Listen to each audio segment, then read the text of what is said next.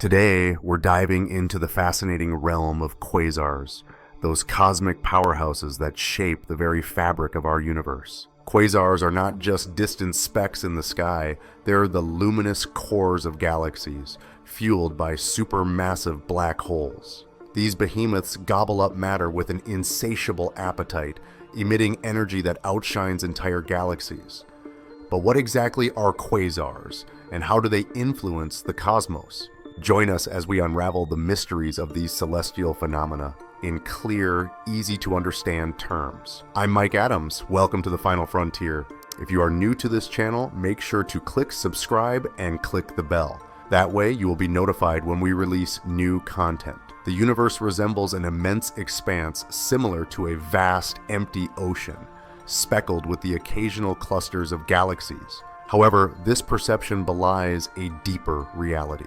Only a fraction of all atoms are contained within galaxies, while the majority are believed to drift in the intergalactic medium, similar to the space between islands in that metaphorical ocean. Similar to the roots of a colossal tree, gaseous matter extends outward from each galaxy, drawn by gravity into a dense cosmic network. Within this intergalactic medium lie the fundamental building blocks of creation: hydrogen and helium, arranged in expansive sheets and filaments that eventually coalesce within galaxies, birthing new stars. Yet, upon closer examination, a dominant force emerges: quasars, the most formidable entities known to exist. Despite their diminutive size compared to the vastness of galaxies, quasars occupy the cores of some galaxies, radiating with the luminosity of trillions of stars and emitting colossal jets of matter that reshape the surrounding cosmos. Their power is such that they possess the capability to extinguish entire galaxies. What are these enigmatic entities, and how do they influence the structure of the universe according to their whims? The mystery of quasars unraveled. In the 1950s, astronomers detected peculiar bursts of radio waves emanating from various points across the celestial sphere.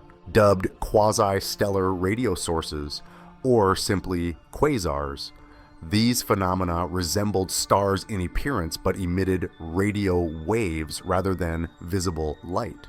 Their characteristics defied conventional understanding. Some quasars exhibited erratic fluctuations, while others emitted intense X-rays along with radio waves.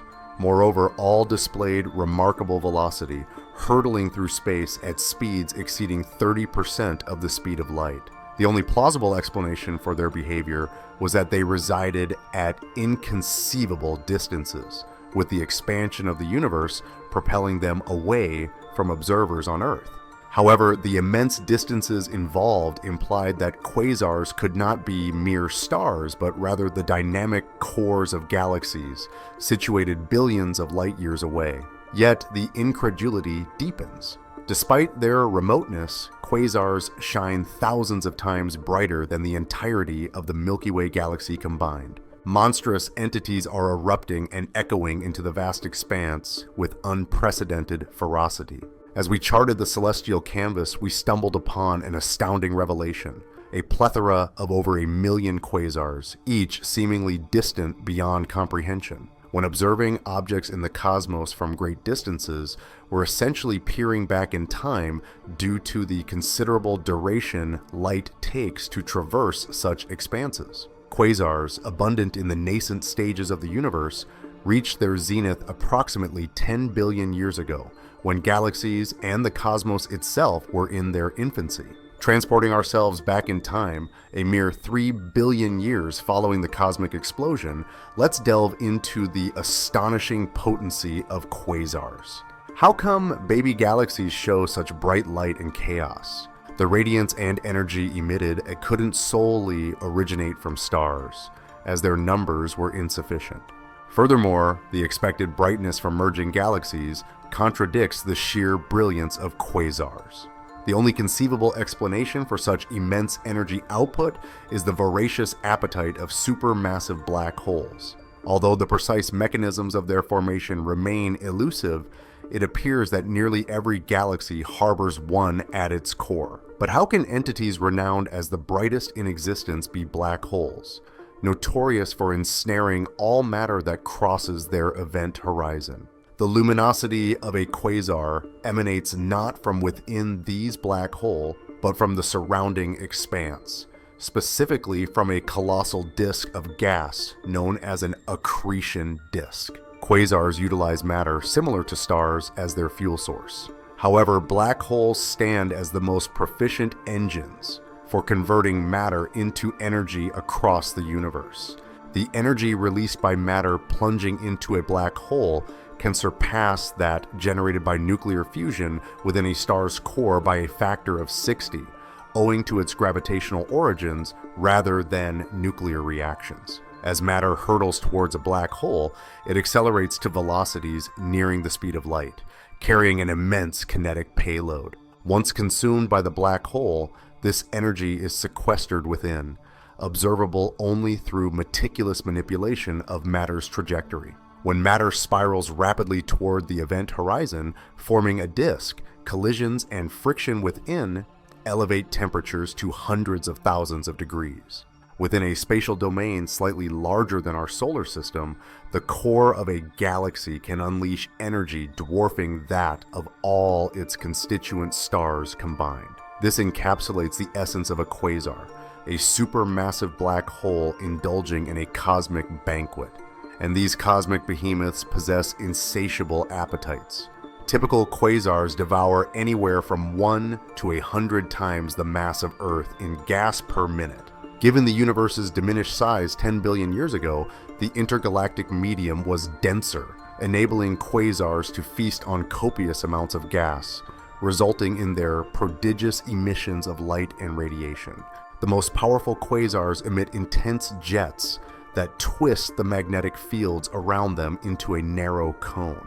These jets resemble massive particle accelerators, propelling huge streams of matter outward, carving through the surrounding galactic environment, and forming massive plumes that extend for hundreds of thousands of light years. The scale of this phenomenon is almost incomprehensible. A tiny point within a galaxy shapes vast regions of space spanning hundreds of thousands of light years. However, quasars have a limited lifespan, typically lasting only a few million years, as their voracious appetite ultimately disrupts their host galaxies.